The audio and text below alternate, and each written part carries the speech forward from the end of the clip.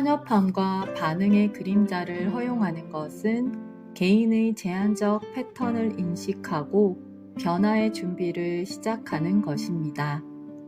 이를 통해 우리는 이해와 혁명을 수용하고 감정과 지성을 통합하여 더 높은 의식 상태로 나아갑니다.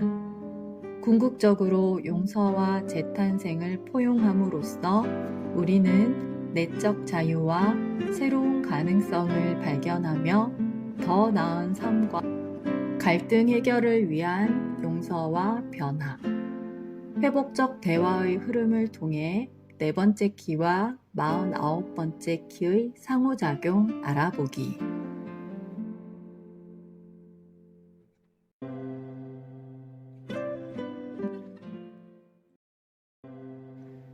삶 속에서 만나는 갈등.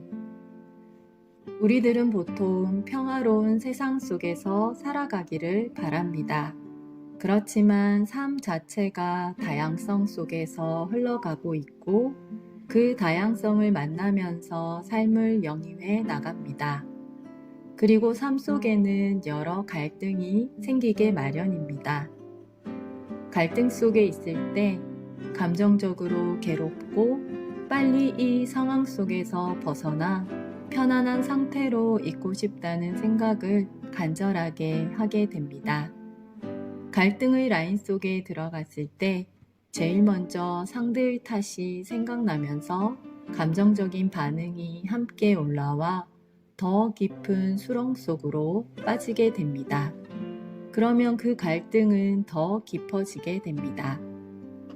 저는 학교에서 근무를 하는 초등교사입니다.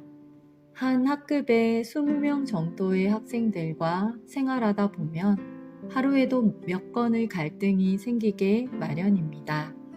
소소한 갈등들은 짧은 대화만으로도 해결이 될 때가 있지만 오래전부터 감정적으로 쌓여 있거나 지속적인 갈등인 경우라면 쉽게 해결이 되지 않습니다. 그럴 때 저는 회복적 대화라는 것을 학생들과 해보고 있는데요. 오늘은 이 갈등 해결이라는 부분에서 네 번째 키와 49번째 키의 상호작용과 연관하여 이야기를 해보겠습니다.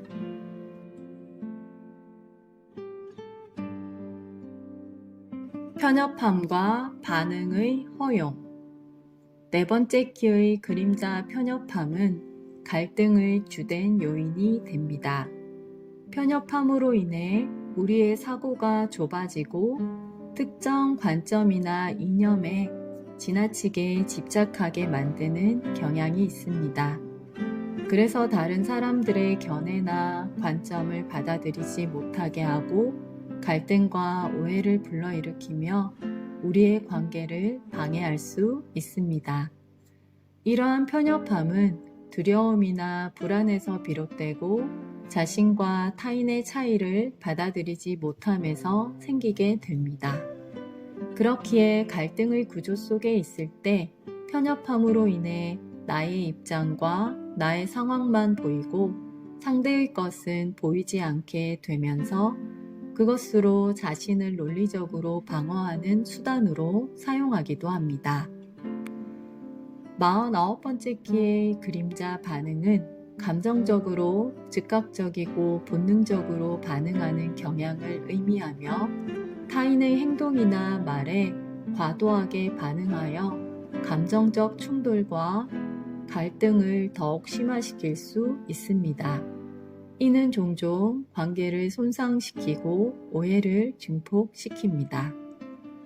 네 번째 키와 49번째 키의 그림자 상호작용은 자신만의 논리로 무장한 것과 감정적인 반응이 더해져 더 편협해지고 더 큰 감정적인 반응이 일어나게 합니다. 그렇기에 먼저 우리는 자신의 편협함과 반응을 인식하고 그러한 부분들이 자신의 행동과 관계에 어떤 영향을 미치는지 받아들여야 합니다. 자신에게서 올라오는 감정적인 반응을 인정하고 그것이 자연스럽게 흐를 수 있도록 하며 더 건설적인 방식으로 표현할 수 있도록 하는 것도 필요합니다. 그리고 편협함을 극복하기 위해서 타인의 의견을 경청하고 열린 마음으로 대화하는 것이 필요합니다. 제가 앞서 이야기했던 회복적 대화는 갈등 속에 있는 당사자들의 이야기를 들어보고 자신의 입장을 나누는 안전한 절차 속에서 이뤄지는 것입니다. 회복적 대화를 하다 보면 상대의 이야기를 들으면서 자신의 입장에서만 생각하고 상대에 대해 몰랐던 부분들을 알게 되면서 자신의 편협함을 인식하게 되고 감정적인 반응의 스위치가 꺼지는 마법 같은 순간이 생기게 됩니다. 회복적 대화의 절차 중 입장 나누기의 단계에서 이러한 부분들이 해소되는 경우가 많습니다. 갈등의 해결은 자신의 편협함과 감정적인 반응을 먼저 허용하는 것에서부터 시작됩니다.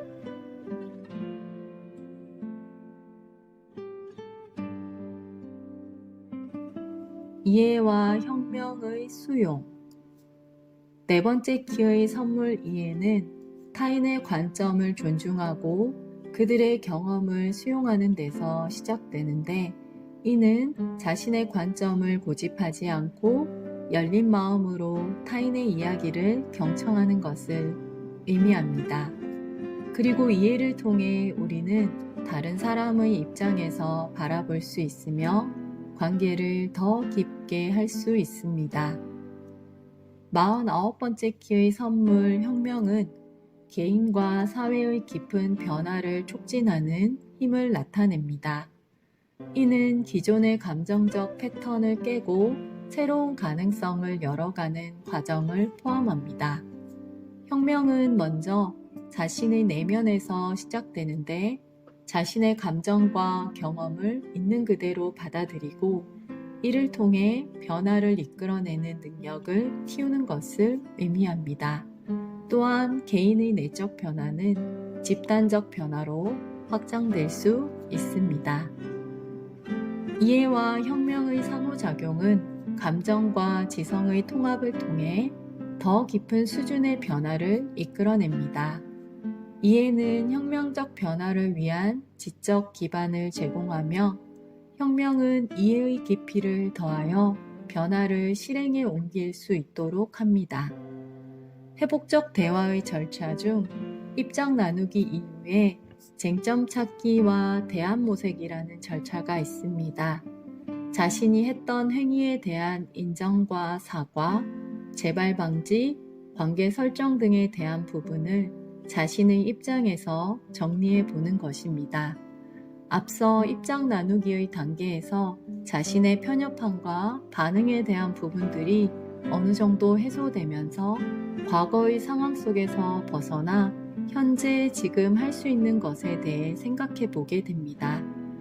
이 쟁점 찾기와 대안 모색의 단계에서는 앞서 상대방의 입장을 듣고 난 후이기 때문에 자신과 상대방에 대한 이해를 바탕으로 이 갈등을 해결하기 위해서 자신이 할 수 있는 부분들을 현재와 미래의 시점에서 객관적으로 생각해 볼 수 있게 됩니다.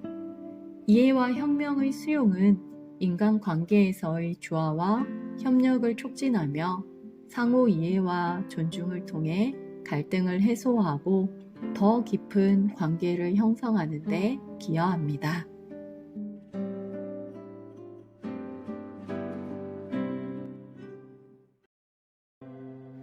용서와 재탄생의 포용. 네 번째 키의 CD 용서는 모든 잘못과 결점을 초월하여 깊은 이해와 사랑을 통해 완전한 수용을 이루는 상태입니다. 이는 자신과 타인의 불완전함을 인정하고 무조건적인 사랑을 통해 그 모든 것을 포용하는 능력을 의미합니다. 또한 용서는 과거의 상처와 고통을 놓아주고 내면의 자유를 얻는 과정을 촉진하며 진정한 평화와 조화를 이루는데 필수적인 요소입니다. 49번째 키의 CD 재탄생은 모든 한계와 조건을 초월하여 완전히 새로운 존재 상태로 나아가는 변형을 상징합니다. 이는 과거의 모든 것을 뒤로하고 새로운 시작과 가능성을 열어가는 과정을 의미합니다.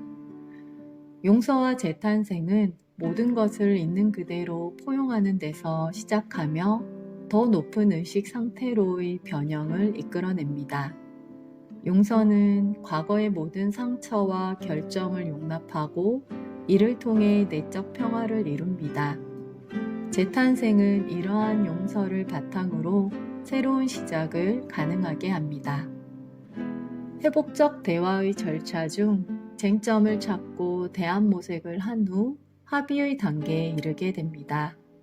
합의의 단계에서는 자신이 과거에 한 행위에 대한 인정과 사과하거나 사과받을 부분, 앞으로 이런 일이 안 생기려면 어떻게 해야 할지, 앞으로의 관계는 어떻게 하고 싶은지에 대해 이야기를 나누고 서로 동의하는 부분들은 합의하게 되고 그렇지 않은 부분들은 동의되지 않았지만 각자의 입장을 드러낸 부분이기에 그대로 의미가 있습니다.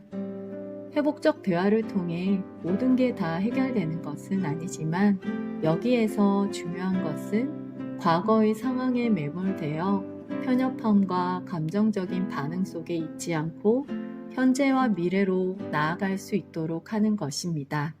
즉, 변화의 한 걸음을 시작할 수 있게 해주고 그 다음으로 나아갈 수 있는 개인적인 변화가 일어나게 됩니다.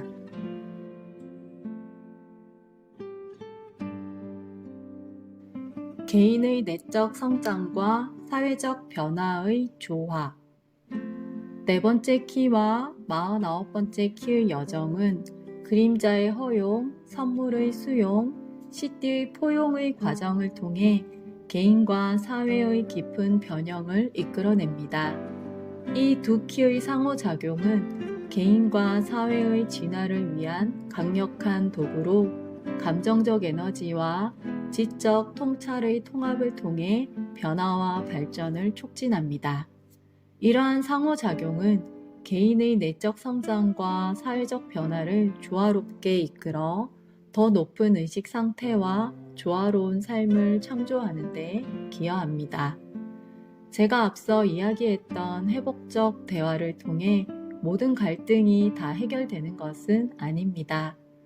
회복적 대화는 당사자들이 그 상황을 직면하면서 상대의 입장을 들어보는 기회, 자신의 입장을 말하는 장을 펼쳐 서로의 입장을 나눠보고 과거에서 현재, 미래로 향해 변화를 모색하는 하나의 도구입니다.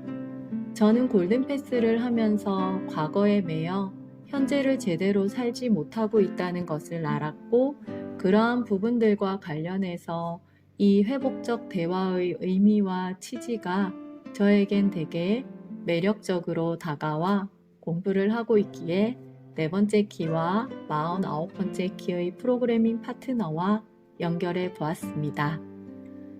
네 번째 키와 49번째 키의 프로그래밍 파트너 작업을 준비하면서 문학 작품과 연결하여 이야기를 하고 싶은 생각도 있었습니다.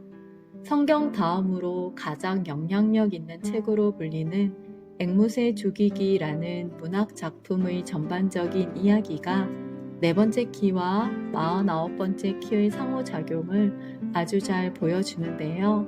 혹시 좀 더 넓고 다양한 관점으로 이 두 키의 상호작용에 대해 더 깊이 접하고 싶으시다면 하퍼리의 앵무새 죽이기라는 책을 읽어보셔도 좋을 것 같습니다.